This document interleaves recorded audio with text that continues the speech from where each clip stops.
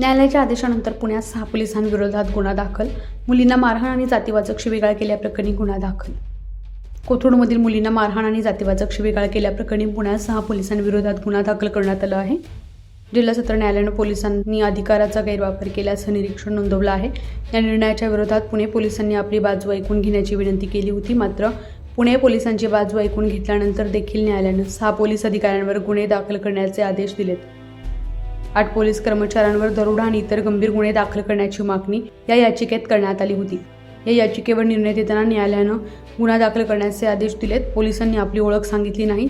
त्यांनी मुलींची तपासणी करून त्यांचा आणि त्यांच्या मैत्रिणींचा जातीय आधारावर अपमान केला, असं न्यायालयानं म्हटलं आहे.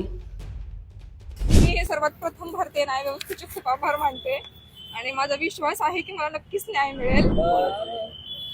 जो काही तुमचा पोलिसांवरती आक्षेप होता आणि महिने लागले या संपूर्ण लढ्याला आणि कोर्टाने जो आदेश दिलाय आणि आता नेमके काय भावना आहेत? गुन्हा दाखल झालाय पोलिसांविरोधात. असं मला काहीच बोलता येत नाही आता, पण मी हे सर्वात प्रथम भारतीय न्याय व्यवस्थेचे खूप आभार मानते आणि माझा विश्वास आहे की मला नक्कीच न्याय मिळेल.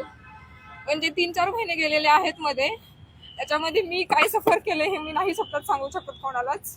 किंवा माझ्यासोबतचे जे आहेत, खूप वाईट काळ होता, खूप घाणेरडी परिस्थिती होती आणि खूप सफर केलं गेलेलं आहे.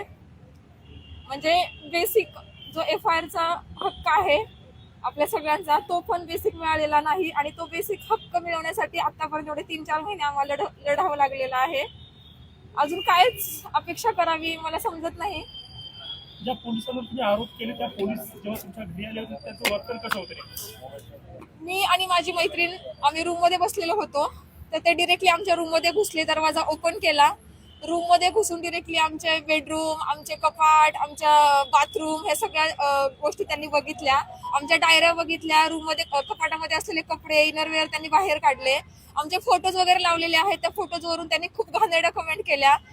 तुम्ही टोळीमधले आहात का? तुम्ही LGBTQ कम्युनिटीमधले आहात का? मग तुम्हाला मुलीच आवडतात का? तुमच्या घरी कोण येतं? तुम्ही मुलांसोबत असं झोपता का? मग तुम्ही मुलींसोबत पण झोपता का? तुझी जात कुठली आहे? तुझं नाव काय आहे? तू चव्हाण आहेस का? मग तू चव्हाण आहेस तर तुझे असेच होणार. तुला बाप नाही तर तुला बिना बापाची तू मुलगी आहे. हे असं सगळं तिथं बोललं गेलेलं आहे. आता परत ते बोलून मला खूपच त्रास होतोय. या संदर्भातले सगळं काही आपण पिटिशन मध्ये ऑलरेडी मेन्शन केलेलं आहे.